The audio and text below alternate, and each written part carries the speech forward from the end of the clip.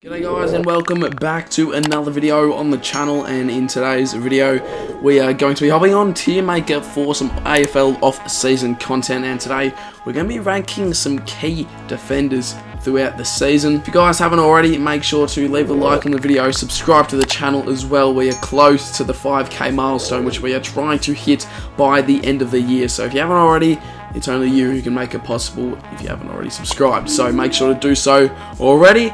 And yeah, we'll get straight into it. Alright, so here on the tier maker, we've got breakout year, solid, fits in, poor, and then just straight up VFL squad. So dropped from the starting 22. Starting off with Sam Collins, and I reckon, for the Suns, he's either a very solid defender or he fits in. He certainly fits into the Suns squad. And look, I didn't watch many Gold Coast games this year, however, I certainly know that he does fit in and is very, very solid in the Suns' defense. So I'm going to either chuck him here or he could be solid, but look, I haven't heard much of Sam Collins since the bloody Tom Lynch incident in 2020 where he got punched. So I'm going to say fits in for now, but I do know that Sam Collins is a bloody solid defender for the Suns. So in that case, yeah, I'll have to put him in solid if I'm calling him a solid defender. Dylan Grimes, well, bloody hell, how far is he from his prime? He, obviously missed a lot with injury, and look, he hasn't really been the same since. So would I even say fits in? Look how much he's aging though. Look at that photo and tell me he's not bloody aging. He fits in, but let's be honest, he's past his prime, he's getting old. And maybe 2018, 2019 would have been a prime time in his career. Moving on now to Jack Sinclair. Look, he had a bit of a quiet season, Jack Sinclair. Everyone rates the bloody mullet. Some rating him better than Sammy Drapers and Bailey Smiths. However, look, based on his footy performance, I'm gonna say fits in because I have heard his name in the media a fair bit this year, so I'm going to say fits in. And Ben Mackay, or is it Harry Mackay? I'm bloody not sure. Seems as though they've never played each other in a game of footy, so could be the same person. However, yeah, Ben Mackay. Look, he plays for North, so look, VFL, I'm not sure. North's defence just can't hold up anyway, so look, sorry Ben, but your team's shit, so I'm going to have to put you in the shit. Next up, we got Jordan Dawson. I haven't heard of this bloke since the bloody match winner in 2020 against the Saints. Oh no, it was last year. It was last year, Jordan Dawson against the Saints up in, where was it, Alice Springs? I'm not 100% sure. However, Jordan Dawson, look, for the Crows, I have not heard him in the talks too much. Didn't have the worst season, however, I'm going to put him in poor just because I haven't really heard or seen much of him this year. Mason Redmond, I did know that he had a bit of a breakout year in season 2022, and he's very solid for the Dons. Besides how crap the Dons were this year, he is definitely a solid defender and holds up the Essendon back line, very, very well, and he's structured just really nicely back there in the defence for the Bombers. And let's be honest, if he wasn't there this year, well, the Bombers would have had a lot more problems than what they did have to deal with anyways. Shannon Hurn, look, he's getting past his prime, he's getting old. He fits in just because he's a bloody OG for the West Coast Eagles. However, look, past his prime, obviously past his prime, and look how bloody old he's getting. His hairline's receding. He's, just not in a good state at the moment, Shannon Hurn. James Sicily, look, did I hear much of him? I didn't really hear much of him. However, I do know that in past years he's been pretty solid for the Hawks, but based on season 2022 form, I'm going to chuck him in front of Jordan Dawson. However, look, I just don't think he's performed too well this year. Luke Ryan, look, not being biased, I do go for the Dockers if you are new.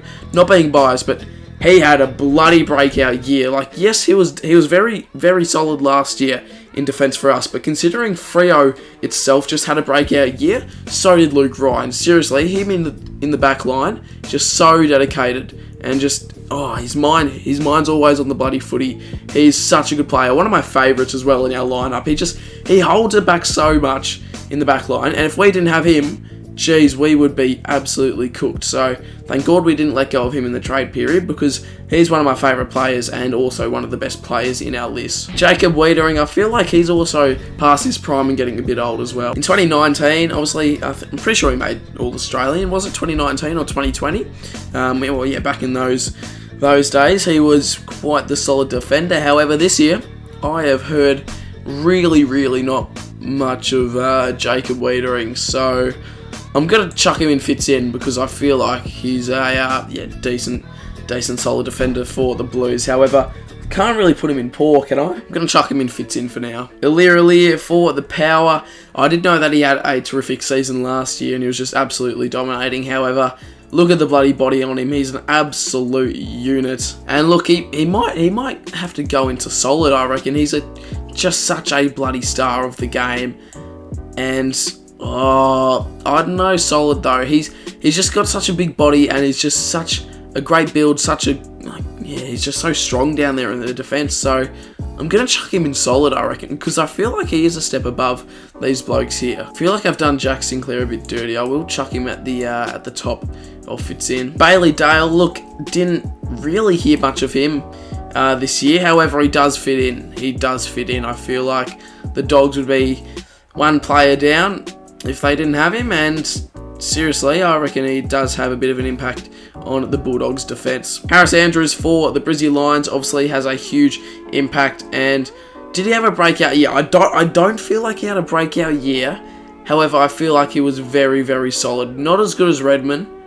And Sam Collins, I genuinely don't know what he's doing up here. I'm going to chuck him down probably here, honestly. I don't know. I was giving him a bit of a benefit of the doubt. However, Harris Andrews is an absolute star for the Lions, and if they didn't have him, well, bloody hell, they would be in trouble. Jeremy Howe has been good over the past few years. However, this year, he sort of just had a mediocre season. He wasn't too great, but he obviously wasn't poor. He's never bloody poor, Jeremy Howe. So, I'll chuck him end of fits in. I reckon this is a good position to put him. Next up, Lockie Whitfield. The last time I bloody heard of this bloke, I swear he played on the wing, but must be a back flanker. So, shows how much I give a shit about Lockie Whitfield in the Giants squad. Didn't hear much of him, so I'm going to have to chuck him in poor. I really didn't hear much of this bloke, and not sure. I'm pretty sure he's the type of player just to get high disposal. I'm not sure what his average disposals are. However, I feel like it could be decent at the disposals and, getting touches of the footy. Tommy Stewart, well, I'm going to say he had a breakout year. And, well, obviously the Cats were on the cusp of a flag. Year in, year out, they're in the bloody finals and they get knocked out usually right before the big dance in September. However, they made it all the way through, and they made it, well, all the way through. They obviously won the granny. And, breakout year. However, look, I don't think as much as Lukey Ryan, because no one expected the Dockers to do what they did and have the success that they did have in season 2022. No one expected them to travel to Melbourne, beat the D's, travel to Geelong, beat Geelong. That is so hard to do. We were the team, obviously, to beat Melbourne's 1 year winning streak, and we went down to Kardinia Park and absolutely showed the Cats up as well, which, Jesus, such a bloody good feeling. So, but back onto Tommy Stewart. Obviously, breakout year, and so did the Cats. Caleb Daniel now. This is an interesting one. He's been really consistent over the past, 4 years. He's just been really consistent. He's not really up there, but he's not bad. He's certainly not bad. You really want him in your team. He's just a handy player to have down back. Little quick speedster who can take kickouts, and he's just been this straight line of skill level over the past few years. So he certainly bloody fits in though. I'm gonna chuck him top of fits in because I feel like without Caleb Daniel in your team, he's just, I don't know, the Bulldogs just don't really seem the same. On to Jeremy McGovern. Now, obviously, 2018 was the last big year he probably had. He had a decent year in 2019, I'm pretty sure, but look, really haven't heard of the bloke since, but I do know that he does structure the Eagles' backline really well. However, I just genuinely don't think, and same with Shannon Hurn, I genuinely just don't think they've been fit enough to keep up with the comp. Obviously, West Coast tried a new game style this year, which certainly, obviously didn't work for them. And I feel like putting these players in poor, it'll have to bloody do because their team is just poor in general. On to Darcy Moore, and look, he is just so solid. That's the perfect word for him. He's just absolutely solid. I'll chuck him here. I reckon Redmond had a brilliant year considering how much of a shit team he was in. But Darcy Moore, bloody hell, he's been good for the Pies and an absolute star in the past few years. He just never says die. Never says die, Darcy Moore. And really just a solid defender for the Pies. Moving on to Nick Daicos. And, well, obviously, look, he didn't have that good of a year. I'll have to probably chuck him in VFL. No, obviously he had a breakout year and probably the best out of anybody in this list, considering he's a first-year player. That is just absolutely insane. First-year player, and what was he in, like the top 5, top 10 of the Brownlow? So, bloody hell, Nick Daicos, he could genuinely be one of the greatest to ever play the game. Like, I know that's a massive, massive call, but considering this was his first year, now obviously we saw the same with Matt Rowell, and he bloody dropped off drastically, so look, I don't think it's the same with Nick Daicos. I reckon he's going to be an absolute star in the making, 2-time, maybe even 3-time Brownlow medalist, and he's just an absolute GOAT for a first year of footy. This player is absolutely outstanding. That's going to be it for today's video. If you guys did enjoy it, make sure to leave a like, subscribe to the channel if you are new. As I said at the start of the video, we're trying to get to the big 5k, and if you haven't already subscribed, it's only you who can make it possible, so drop a sub down below, leave a like on the video if you haven't already, and I'll see you all in my next video.